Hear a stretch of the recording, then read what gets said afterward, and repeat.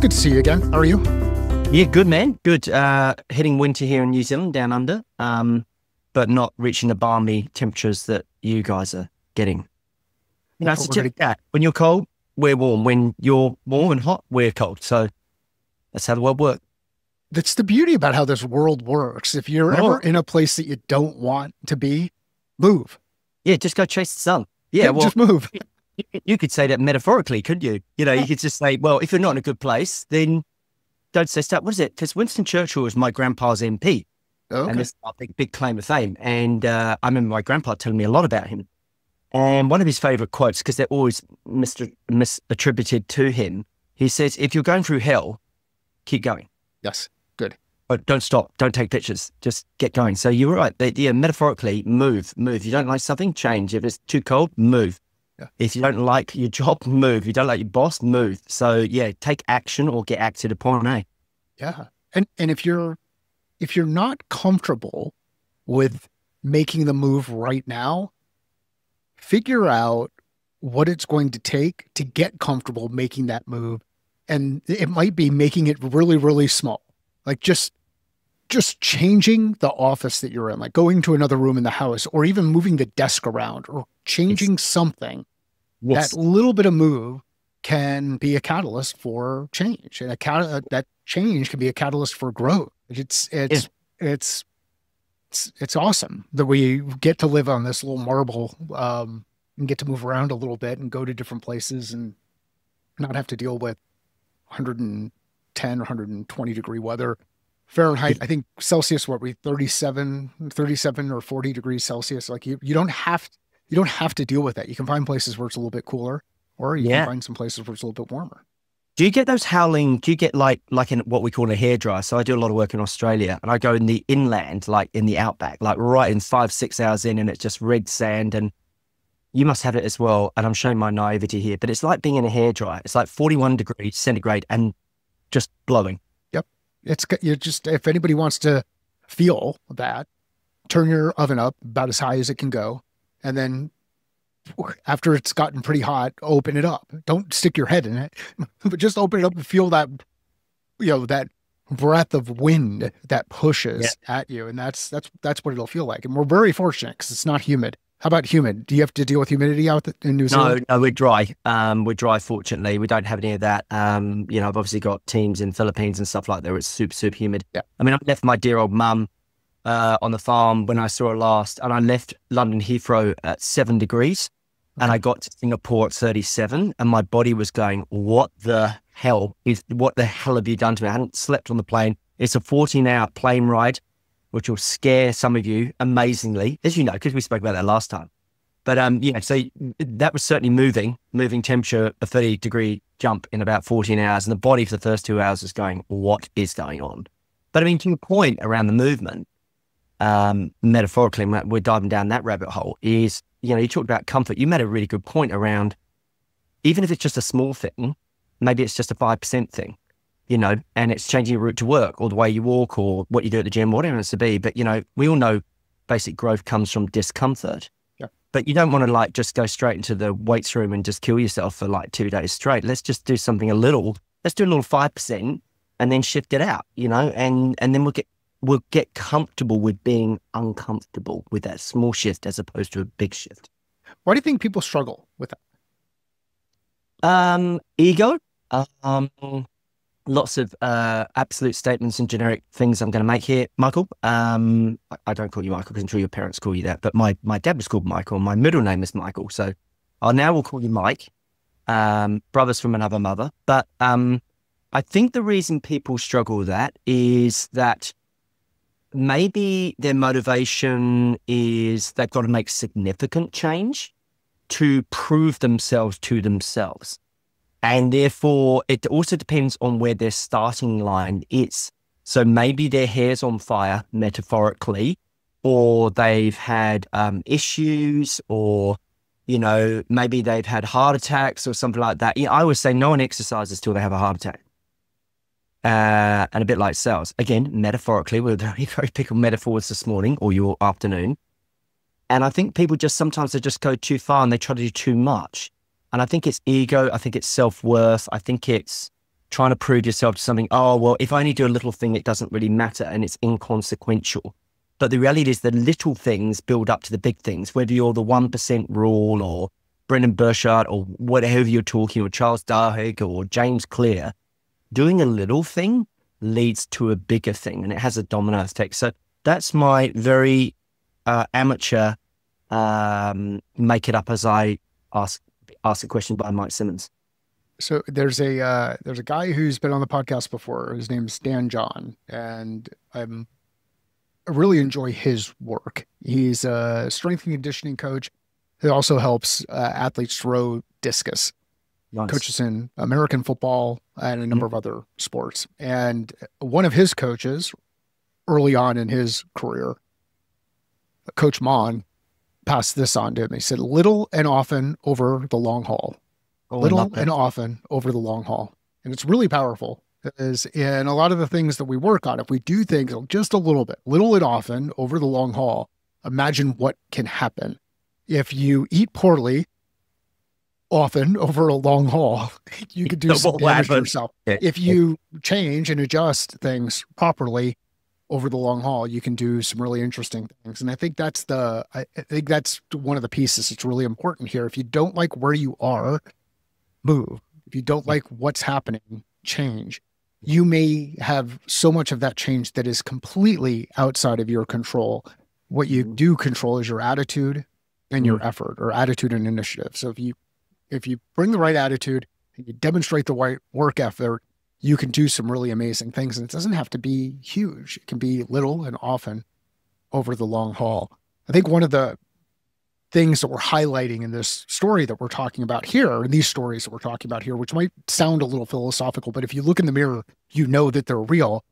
Think about any kind of change management inside your business, inside your organization, any kind of shift you want to make. Why is it hard?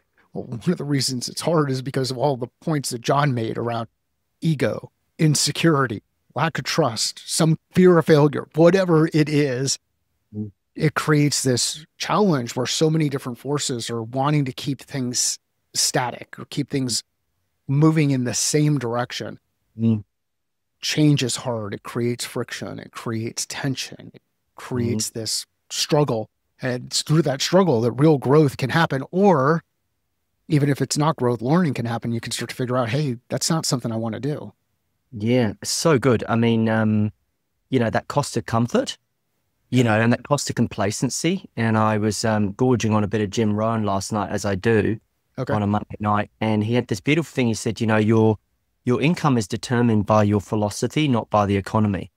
And he just has these beautiful, beautiful sound bites. And then you're talking about change and movement. But I think, it's really important that you do the consistent stuff rather than the intense stuff, and start small, to take a little bet on yourself, do a little thing, and then you build it up like a snowball. People take dramatic leaps. It's like when people go follow your passion and say you're an investment banker and you start a yoga studio. It's like, that's a massive, massive jump, and there's a whole discussion in books on follow your passion and everything else. But without sort of going down too much, the best book I've ever read when it comes to philosophy and change is Viktor Frankl's book, A Man's Search for Meaning. It is a beautiful, seminal book about our choice of freedom, and in incredible circumstances in Auschwitz, this guy chose his attitude, and he was moving literally in his mind despite his external environment being terrible. So if any listeners haven't read that book, I know Mike has by his reaction. It is a seminal book. Buy it for your children. Make sure they read it. Fantastic book. And then read it again. Oh, again. That is a very good point. Like, I knew we'd have a good chat from last time as well when we had you on our show. Is often I don't ask people what they're reading. I ask them what they're rereading, because that gives me the 80/20 and tells me the real books that they like reading. That is such an important point you make there about read it again. What are you rereading? I'm rereading. I've got to be very careful how I pronounce his surname. It's one of those interesting names. Bit like my name is Sinjin rather than John. It's like this guy called Richard Koch, and I think somebody could pronounce it Koch, but he's hardly a Koch because he's a very British Oxbridge graduate, speaks very well. It's called 80/20. It's somewhere around me, or it's somewhere at home, bound by millions of bookshelves. And I've been reading it around 80/20 and the Pareto principle. And he talks about basically intelligence is about being lazy and, systems and all those things. So I read that. And so ironically, the 80/20 is the books that you reread are the 20% of books that give you 80% of the outcome. And then you have a fractal law where it becomes the 20% of the 20%, which is the 4%. So anyway, if people were probably going, what is this guy smoking and what are we doing down here in New Zealand? I am completely sober. It's 7:30 in the morning and I'm having a cup of tea. Sinjin, how do you find a book that you want to reread? Oh, that's a very good question as well. Maybe it's a book that I ruminate on, to use an agricultural term, or I'm thinking about, or usually someone like you or someone like I'm following or podcast talks about the book again. There's a bit of social proof. There's a little bit of nudge. So when I say Viktor Frankl, maybe a few people pick it up and blow the dust off the cover and go, actually, I better read that again and everything else. So often I get nudged by people that I respect and follow who are talking about the book and I'm like, oh, that's a really, really good book. The other cheat sheet is I often put the book face cover rather than spine, like behind me here, because this is a real thing behind me. And I will put it by my bedside cabinet so it's visible and I can see it. But basically, I have an insatiable thirst for learning. I love reading. I adore reading. I find watching television quite a guilty pleasure, except on a Saturday night watching rugby, when my brain is tired. But yeah, rereading things, I'm usually nudged, or there's been a particular scenario or circumstance where I've reminded, I've got, 80/20, back to that, or back to some Jim Rohn, or whatever it happens to be, or whoever I'm reading. So that's usually the nudge that happens. Yeah, it's either an external nudge or an internal nudge through scenarios or situations. Like patterns. Patterns is probably the big thing. Patterns. So one more question on books, unless you just happen to have another question after your answer. But what are 3 books that you have reread? 3 of your favorite books that you've reread most often, or something? Just give me. I would say probably when I'm looking at my books now, I've got actually an 80/20 list of books. Is I would say I've read probably Chris Voss, Never Split the Difference. Okay. John C. Maxwell, Developing the Leader Within You. Okay. And I would also say I've written I've read a brilliant book again called The Talent Code by Daniel Coyle. Yep. And there's another book called James Kerr called Legacy, which is about the All Blacks, which is our beloved sports team here. And until recently, it had an 83% win rate. 83% win rate. What's happened recently? What's happened recently is South Africa got really good. And they have an amazing coach. So I always say in sales, show me the manager and I'll show you the team. In rugby, show me the coach and I'll show you the team. And our coach he's good, but I don't think he's as good as Rassie Erasmus, who is a innovator. He's a disruptor. And you guys maybe don't watch the rugby as much. And obviously you've got some beautiful sports over there in North America. He has this thing called the bomb squad. So if you guys, any of you understand rugby, you've got 15 players. The first 8 players are forwards and they're built like linebackers. They're like huge. And usually you would have a mix of like small guys like me, because I used to play rugby very badly and for about like £20 an hour. That sounds like I'm in a supermarket, but that's a story for another day. And this bomb squad, what it does is you usually have a bench where you have your backs, who are your fast people, and your small guys like me, okay, and then your big boys. He doesn't. He has 7 really huge, massive, huge guys. They come on about 60 minutes, and the other big boys in the forwards have blown themselves out. And he just brings on another 7 big guys and then absolutely destroys them. And now everyone is now replicating it. And he has lights going off, traffic lights, in that he's communicating his player with like something you buy from Temu or something. I don't think he buys them from Temu, but he's got these lights. And he's just constantly innovating. And he's pushing about it. He's fascinating guy. When you play in rugby, how do substitutions work? Do they have to? When can you substitute? Usually when you get knocked out or cut to pieces. or you're just blowing out in the coach, because obviously they have a GPS on the back like you guys in football, and they can just see that they're injured or you can substitute any time. Substitute anytime. Okay. Yeah, anytime. There's no rule. And literally they just put 7 guys on and then destroy the other team. And of course, everyone's trying not to copy them, but they are copying them because that's awesome. It's just a great playbook. You know, it's like, whoa, I didn't realize you could just put 7 forwards on. Yeah, and they call them affectionately the bomb squad. And on they come and just like smash everyone else because everyone else is blowing it. So yeah, it's interesting. So 2 books have come up that I will recommend as well. Please. Read Man's Search for Meaning, the Frankel book that Sinjin brought up first, and then also read Legacy. I was fortunate enough to work with a company in the UK, and that was a recommended leadership book by the guy who's running that business, and it has informed my attitude and belief around leaders. In one of the quotes in the book is leaders create leaders. I've modified that and used the word build. Leaders build leaders, because the building is a process. Creation is to me is a one-time thing, but leaders build leaders. And it's a fascinating book and has some fascinating perspective on attention to detail. If you were to read any of Wooden's stuff around basketball, you'd see some consistency in there. The 3 books that I read most often, there we go, look, and there's a Wooden book. The 3 books that I reread most often are Sun Tzu, Art of War. And this is one of those where I'll listen to it. Aidan Gillen, who's played Littlefinger in Game of Thrones, is the narrator. Sun Tzu's Art of War. The second one is, and this one I'll read, is Jurassic Park. And the third one is Man's Search for Meaning. Those are my top 3 that go through the rotation. Amazing that you and I talked about 2 books that you read often. I mean, Robert Greene, anything that Robert Greene writes, Mastery, and I think I've got his books down here somewhere. Like, they're amazing books too. I think I'm at a stage where I would say, and this is no flex, I probably have a library of business, sales, marketing, psychology, mindset.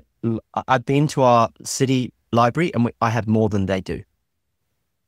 Very cool. And so I invest a lot of money in books, and I honestly am so grateful for what I've learned from these authors, the written word, because I think you got to really pay attention to some people. And it's like I think it's the Lindy effect, isn't it? If it's been around for a really long time and it's tested and true, if anyone look up the Lindy effect, if that book's been around for a very long time, like any of Carnegie's stuff, then you know it's really, really good. It's been tested by time.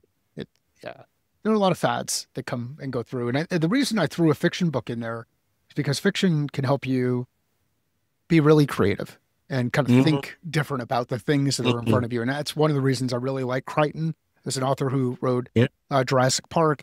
You put the combination of entrepreneurship, a little bit of science, and some risk, and put those things together, and it's amazing what can happen. He wrote Moneyball, didn't he, as well?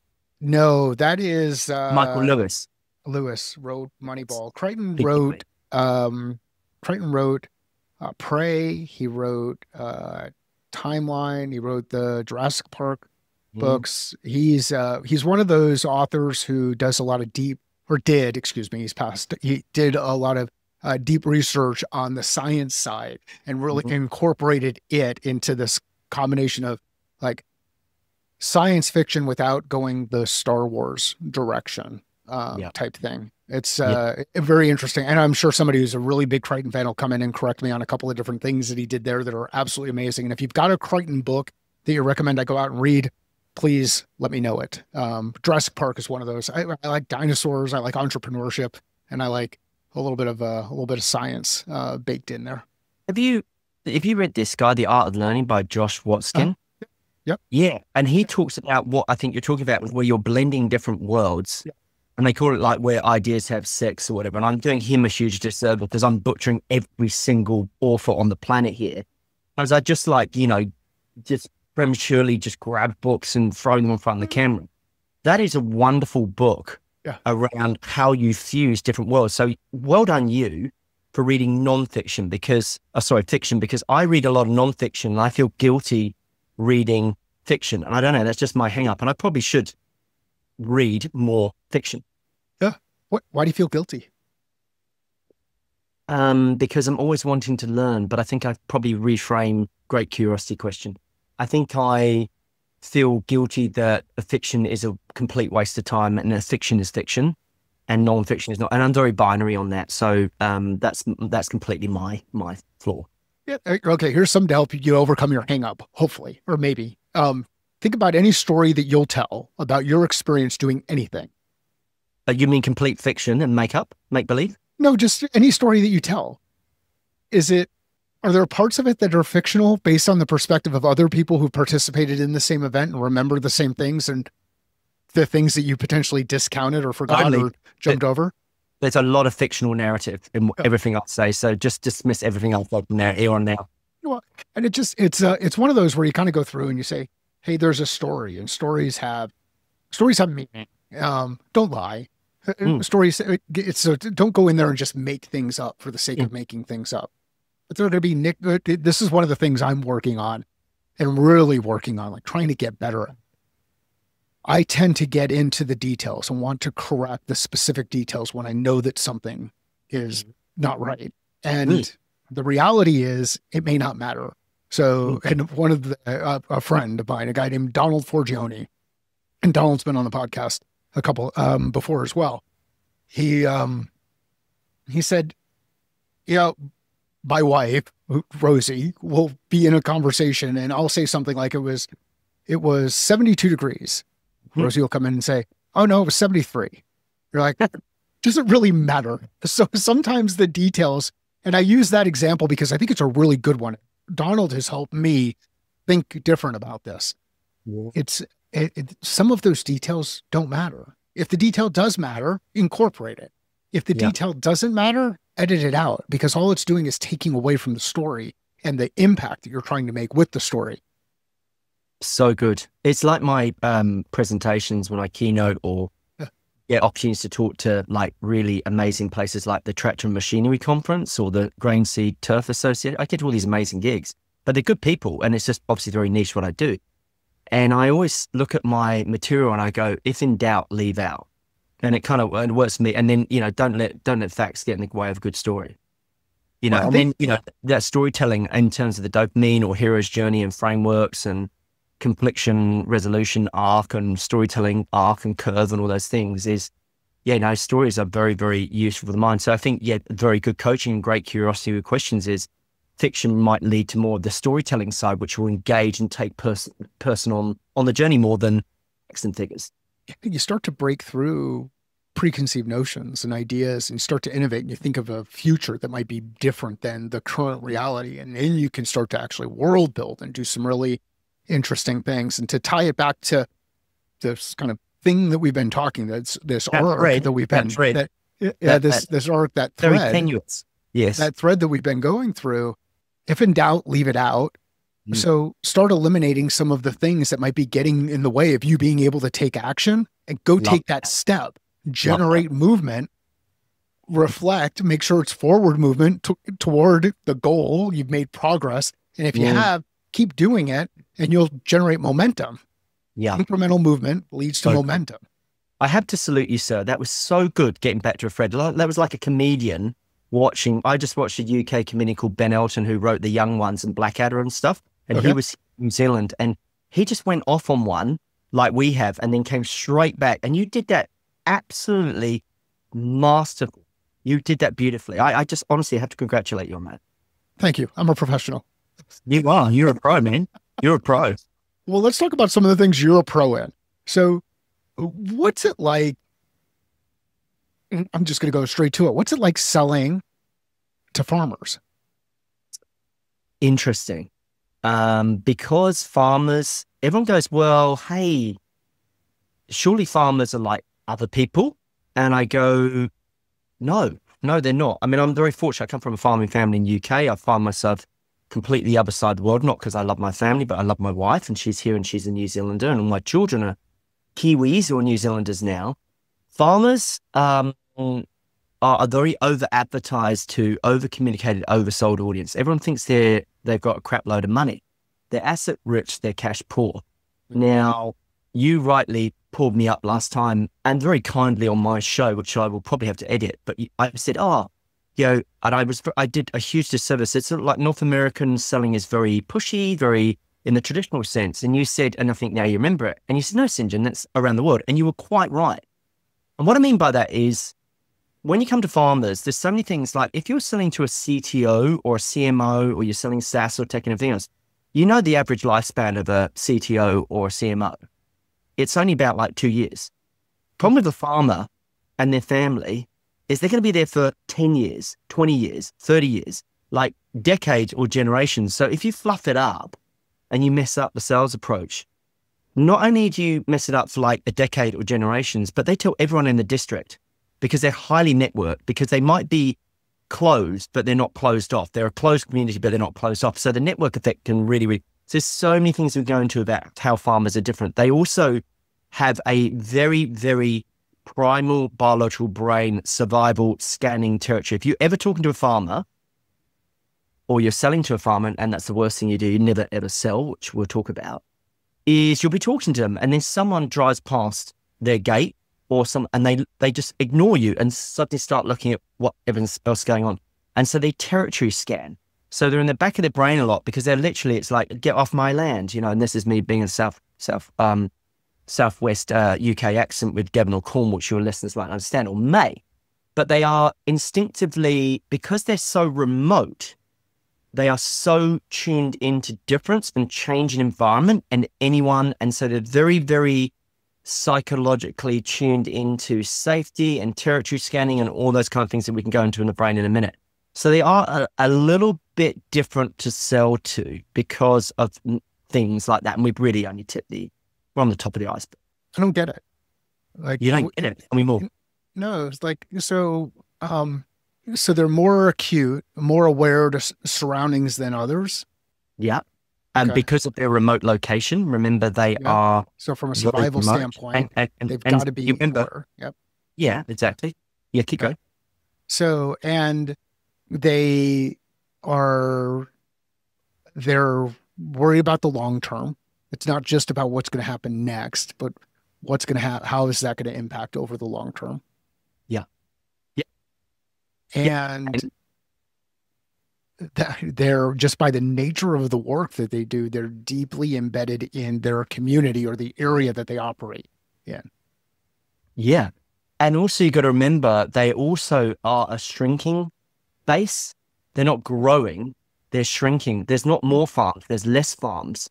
So the stakes in selling are much higher because the ma and pa farms, with your beans or your canola or your corn, your wheat, your barley, whatever you're growing, they're just getting smaller and smaller. So you actually got a shrinking marketplace as well. I mean, there's literally, I could probably read you 12 different reasons or 10 different reasons why farmers I think are different. But we can have it out. It's all good. No, well, I think it's good. I think the thing that it highlights to me, and I hope others feel it in kind of the conversation and me saying I don't get it. It's that people are people. Human beings are human beings, and there are different skills and perspectives that we all have based on where we operate in and what we experience. So tell me why you said you don't sell to farmers. Yeah, good. The reason we don't sell to farmers is exactly your same point, is you don't sell to anyone, because selling is something you do to someone, whereas I'm kind of anti-sales. When I come to like training sales teams in the rural sector and the agriculture sector, the first thing I teach them is stop selling. And you said it beautifully in our last show, is like actually help them. And I say serve them. And we talk about serve to sell. So basically farmers' sales cycles can be very long. Like an average header or chopper can cost $1.3 million. It's not a widget. They don't just buy it like a little subscription. Like that's a big cost. They're going to buy a 9R John Deere series tractor. That's going to be costing them 900 grand. So don't sell to them, help them make very good decisions. Now, I think where you're going to with the thread of your question was, and I might be completely assumptive here, is probably what you're trying to tease out for listeners is, but why are farmers different from other people? Like people are people and psychology is the same and the buyer brain buys the same. There's just some nuances. So if you don't understand your market, like the market you sell in construction or commercial or health and safety or pharmaceutical, if I don't understand you, then it's very, very hard for me to sell to you. And I need to understand how you buy, because no one sells something until someone buys. So this is why we're really, really, really focused on the buyer's brain, the process that they go through, which is actually very similar for every person. Just there's a lot of nuances in an agricultural rural sense. It's not vast oceans of difference, but there's just because the environmental factors, they come from a different place. It's in the country, it's remote. And so there's a higher risk and they're making very, very big capital expenditure. And meaning they're not buying a $50,000 car, they're buying a $1.3 million header or chopper. And when they do a fertilizer contract, we just negotiated one guy we were training. He sold $900,000 of fertilizer to one guy. Or they're buying agrochemical, and that was an $800,000 deal. So all in all, that's $1.7 million of fertilizer and inputs. So they're quite chunky pieces of business. So you just have to, I think the nuance is a little different between, and I'm not playing town and country because that's not happening. Town and country, is that like the country mouse and the city mouse? Yeah, pretty much. Just want to make sure. Brown shoes, brown boots, and black shiny shoes. Or we call them in the country. We call them shiny shoes. The fast talkers. And one dairy farmer, he's a really good mate of mine. He says, Sinjin, I could say expletive, so I hope you don't mind me. He goes, he was so effing slippery, he could slip through an airtight door. And that person was from the town, from the city. And farmers are very, very slow to trust, because there's so much riding on it. Remember as well, when a farmer makes a decision, and this is maybe qualified thing further, they get to live with that decision. They see that damn thing every single day outside their window. So you usually leave your office and you go, oh, I'll just leave that here. I bought that CRM system. I bought that ERP system or whatever it is that you're selling. You don't see it every day. You don't live with it. When they open their door in the morning, there it is. There is the muck spreader. There is the centerline pivot. There is the fertilizer bin, silos, auger, whatever you're doing. They got to live with that. So the consequences are so apparent and so visual and so present. I think it makes it, and excuse my bias, I think it makes it a little different. Yeah. Well, I think the key, or at least the reason why I don't think it makes them different, not to be argumentative, more like just from a perspective standpoint. Please. It's everybody has something that will motivate them. And everybody has a different perspective that they'll bring to it. So it's not that farmers are different than selling to other groups. It's that everybody is different in one way, shape, or form. And if we don't understand the need from the perspective of the person who is attempting to do the work in their operating environment, then we've not earned the right to have the conversation with them. Very good. And this is why I think a lot of organizations struggle when they try to bring in some kind of cookie cutter training into their organization and say, this is the new way to do it. Whether you throw the thing that's getting a lot of attention. We're using the band model. We're doing spin selling. We're doing challenger sell. We're doing console sell. And it's like, you're so right. You're absolutely so right. It's contextual, isn't it? Like whatever sector you're selling into, understand the context of their environment, which is specific to them. Because I always say specificity sells. Yeah. So you have to be more specific with the audience so they know that you know them. Right. And that works at least in every operating environment that I've had an opportunity to operate in. And I used to be on the other side where I would say, no, it has to be called this. And this is the way that the process has to work and all of that other kind of stuff. And then realized, you know what? It doesn't have to be anything. What it does need to do is it needs to convert to the next thing. And if it doesn't convert, then it doesn't fit. So what was the thing that you said before? If it, what'd you say? If it doesn't apply, it was the whole thing about elimination. If it doesn't. If in doubt, leave out. If in doubt, leave out. Perfect. So if it doesn't fit or drive the next conversion, then it's not the thing that should be incorporated into your process. What's another thing that happens in rural sales that people may not know about because they've just never experienced it? Everybody's in that the shiny shoes place where they operate in, and they're in these tech hubs, or they're in whatever operating environment that they're in, or they're in an office. What's something else that the person's listening to this Mm. episode can learn about what it's like to sell in an urban, or excuse me, in a rural sale environment that they may not, they may have discounted, or they may not think is important? It was probably the main point I made is that there is sometimes, hopefully, some work-life divide when you're in the city. You know, I've used to live in the city, Yeah. and you literally can leave your work at 5 o'clock or 6 o'clock if you're lucky. Yeah. These guys live it with, excuse my French, fucking 24/7. Yeah. It's apparent. Like, and so their loss aversion and their risk register is so much higher because they have to live with it. And then, of course, that town, they go to the pub and they go, Mike, you dickhead, you bought that sprayer, that boom sprayer? What were you doing? Yeah. You're a dickhead. And that's what we call people. And then their status as different social standing just plummets. Because you know, in a corporate, you know, I've been a corporate guy too. You can hide.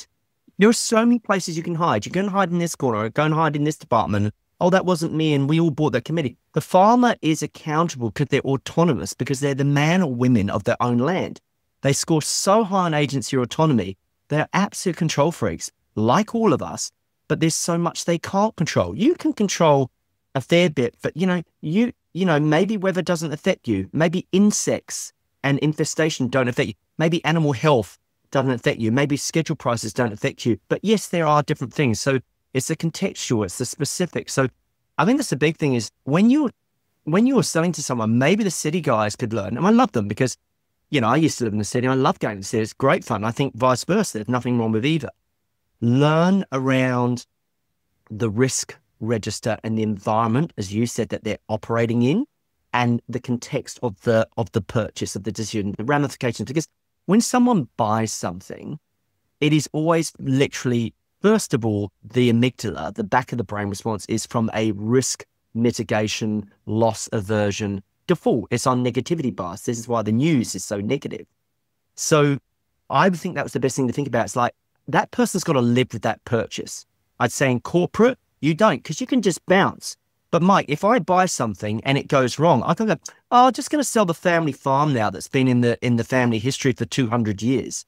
Because grandpops and dad are going to go, what the hell are you doing? I gave you this farm, you bought this farm, and now you've lost this farm. And then everyone goes, you're such a terrible farmer, Sinjin. And literally, you know, the whole biological brain cascades, and we could get into the psyche of that. But like, that's the risk of some of these decisions. They're so much higher, I think, because they have to live with them. Literally, they'll see them outside their front door every single day. Just for timepieces, Sinjin, you mentioned risk as you were talking through it. How do you look at risk, and how do you find customers look at risk? So both, how do you look at risk? Well, you're a customer, you buy things from somebody. How do you look at risk? I really look from their perspective. Okay. And so I try to understand what's the specific problem that they're trying to solve, Yeah. and what's the value of that problem to them solving. How long have they been trying to solve the problem? Why does it happen? So I'm kind of more in very much diagnosis mode, or qualification and clarification mode, rather than selling mode. So you are a fine man who's incredibly technical, and your questions are so good. I can only give you very simple answers. I want to understand what are the impacts and implications, good or bad, based on that decision-making process. So unfortunately, I don't have a risk mitigation framework or, correlations and sample errors, all those things. But what I do is I'm trying to understand, get inside your head where you're at and what is the risk. Go. I think that's great. I mean, what you're doing is you're simplifying things, and you're gaining perspective, and you're asking questions and giving them the freedom to open up about their perspective. And sometimes you see this with business owners, especially as you start talking about some of these more traditional businesses. So the non-tech, the manufacturing, the construction, you're talking about farming, where it is hard for them, the owner of the business, the leader of the business, to really work through and process the thing that's going on in their head, because they don't have somebody else to talk through it. And Well, you being a sales professional, a yeah, leader, yeah, someone who provides a service, yeah. creates space for them to think openly and challenge and question some of their beliefs and some of their perspectives. And I think that doesn't require a risk assessment tool. It's No, curiosity and it's asking basic questions and getting so good. to the root of what people care about. Fair? So good. Fair, absolutely fair. And then you said about being a sales professional, but you know that no one likes to use the word sales in their job title anymore. I'm business development dude, or I'm, I don't think they have dude on their business card, but like I'm territory manager or I'm customer success officer or whatever. I mean, if you went to a farmer and said I'm a customer success officer, they are literally going to metaphorically shoot you or punch you in the face until you go away for many generations, like piss off, go away. So what it is this leads very nicely. I'm going to attempt a thread here as well, but not as well as you, sir. Is there's three levels of selling, okay?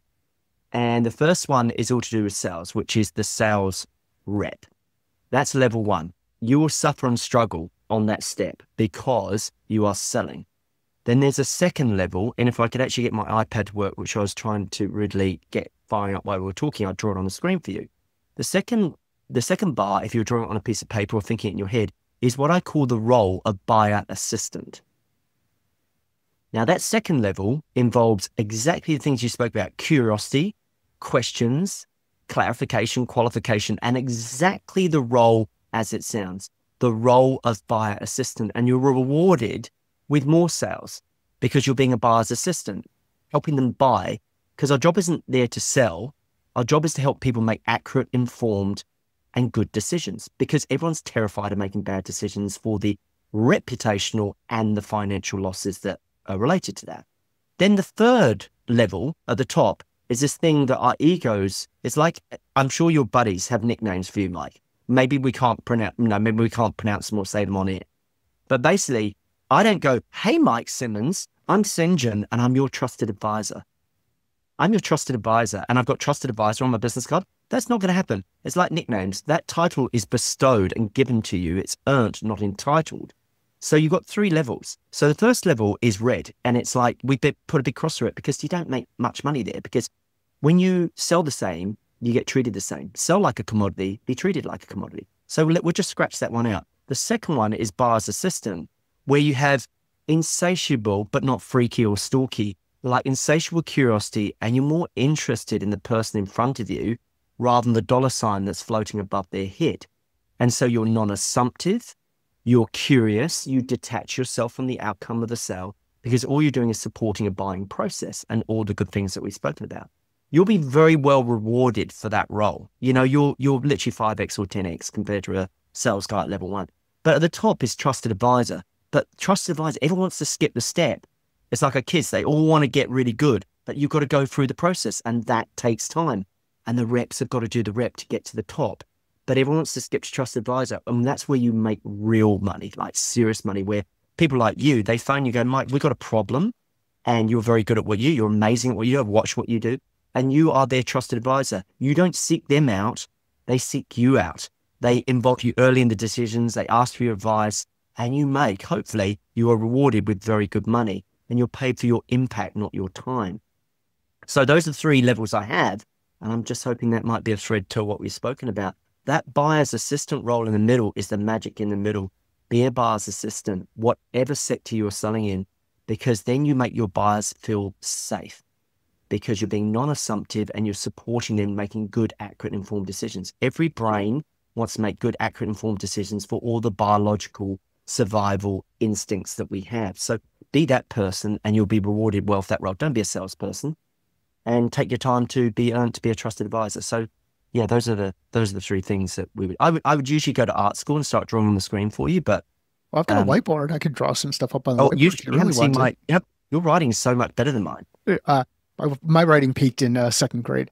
It's really powerful as you kind of lay it out there. There's these levels that you go through, and people will want to be at the next level, of course, but not take the time to build the skill, the fundamentals over and over again. And we talked a bit about sport whether it's rugby or it's American football or it's golf, whatever it is, you are not going to get to that peak level if you don't start at the bottom level and continue to build yourself up. And as you go through the building process, make sure you're asking questions of self to determine whether or not you're the right fit. Because some people are the right fit to hang out in the city, and other people are right fit to hang out in the country, and other people are right fit to hang out at a beach. Like, know your fit. And if you don't fit where you are, move. Yeah, well said. And then I was going to thread it as well to our lovely guy, John Wooden, that pyramid of success. It starts with basics, a bit like Maslow's hierarchy of needs. Get your basics and then get to the more complicated stuff. But everyone wants to jump to the complicated. You know why, Mike? Because we have complexity bias, and our mental ego gravitates towards mental complexity. We think something that's more complicated is more attractive. Now, you can kind of Google this stuff, but I was taught that really, really smart people, maybe you, my friend, have complexity bias because, you know, and I'm not saying you don't have mental ego, but it's like your wonderful friend that coached you and gave you wonderful counsel there is actually just leave out some of the detail because it's too complicated and it gets way of the real message. It's really powerful stuff. Sinjin, where can people find out more about you, listen to the podcast? Where do you want people to go? Yeah, awesome. Really appreciate it. And thanks for having me on, Mike. You ask such good questions. Best place to go is Rural Sales Success. That is rural, RURAL, salessuccess.com. And Mike and his team, I know, will be very kind and generous and put that in the show notes. In there is our link to our Rural Sales Show podcast. We have amazing guests like Mike Simmons on there, and others, and lots of sales guys and amazing sports psychologists and mindset guys. Yeah, all the resources are there. Just gorge yourself, graze in there and pick up whatever you want. Whatever sector you're selling in, we talk psychology, and we hope that maybe country boys like me, we can help you and you can help us, because I think none of us are better than all of us. None of us are better than all of us. Perfect. If you know somebody who would enjoy this conversation, please share it with them. Let Sinjin and I know via LinkedIn. We like to see those shares. Those shares help promote the podcast and get the message out there. Sales is a thinking process. Business is a thinking process. Life is a thinking process. How are you thinking different about yours?